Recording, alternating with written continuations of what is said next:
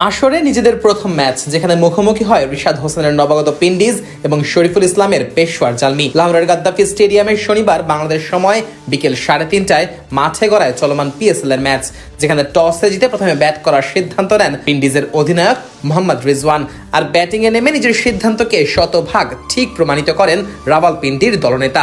আরেক ওপেনার ইয়াসির খানকে সাথে নিয়ে ওপেনিং জুটিতে করেন 125 রানের দুর্দান্ত এক জুটি, যে জুটিতেই ম্যাচে লড়াই করার ভিত গড়ে নবাগত এই দলটি। এদিন শুরু থেকেই লাইন লেন্থে বেপরোয়া ছিল পেশোয়ারের বোলাররা, তবে রান বন্যার এই ম্যাচে বল হাতে ব্যতিক্রম ছিলেন টাইগার পেসার শরীফুল ইসলাম। পাওয়ার প্লেতে পেশোয়ারের অন্য সব বোলাররা যেখানে 3 ওভারে 43 রান বিলিয়েছেন, সেখানে ব্যক্তিগত 3 ওভারে শরীফুল ব্যয় করেন মাত্র 20 রান। এমনকি দলীয় তৃতীয় ওভারে শরীফুলের বোলিংয়ে ইয়াসির খানকে রান আউটের সহজ সুযোগ হাতছাড়া করেন মোহাম্মদ হ্যারিস, আর সুযোগ পেয়ে দুর্দান্ত এক অর্ধশতক হাঁকান ইয়াসির। পাওয়ার প্লেতে 6 ওভারে বিনা উইকেটে 63 রান সংগ্রহ করা পিন্ডিজ 12 ওভারে বিনা উইকেটে পৌঁছায় 125 রানে। তবে দলীয় 13তম ওভারের প্রথম বলে মোহাম্মদ রিজওয়ানকে ফিরিয়ে পিন্ডিজের ওপেনিং জুটি ভাঙেন পাকিস্তানি তরুণ পেসার আলী রাজা। এ সময় 32 বলে 41 রান করা রিজওয়ান ফারহান ইউসুফের হাতে তালুবন্দী হয়ে সাজঘরের পথ ধরেন। নিজের পরের ওভারে দলীয় 144 রানে ইয়াসির খানকেও প্যাভিলিয়নের পথ দেখান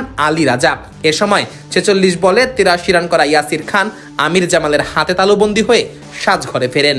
এরপর তৃতীয় উইকেট জুটিতে 20 বলে 41 রানের দুর্দান্ত এক জুটি গড়ে পিন্ডিজের সংগ্রহ 200 পার করেন কামরান গোলাম ও ড্যারেল মিচেল। 2-4 ও 3-6 20 বলে 37 রান করে গোলাম দলীয় 185 রানে প্যাভিলিয়নে ফেরেন। আর ইনিংসের শেষ ওভারের প্রথম বলে 13 বলে 23 রান করে আউট হন মিচেল।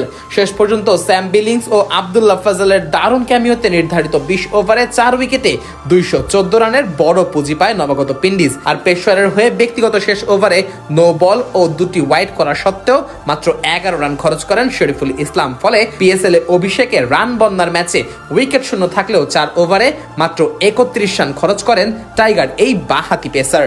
জবাবে 215 রানের পাহাড় সম লক্ষ্য তাড়া করতে নেমে দুই ওপেনার বাবর আজম ও মোহাম্মদ হারিসের ব্যাটে দুর্দান্ত সূচনা পায় পেশোয়ার জালমি। পাওয়ার প্লের 6 ওভারে বিনা উইকেটে 62 রান সংগ্রহ করে নবাগত পিন্ডিজকে ভালোই চাপে ফেলে দলটির উদ্বোধনী জুটি।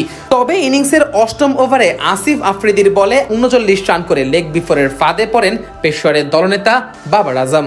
তবে ম্যাচের শেষ দিকে আব্দুল সামাদ ও মিচেল ব্রেসওয়েলের ঝড়ো ব্যাটিংয়ে জয় নিয়ে আসর শুরু করে ওটিস গিবসনের শিষ্যরা।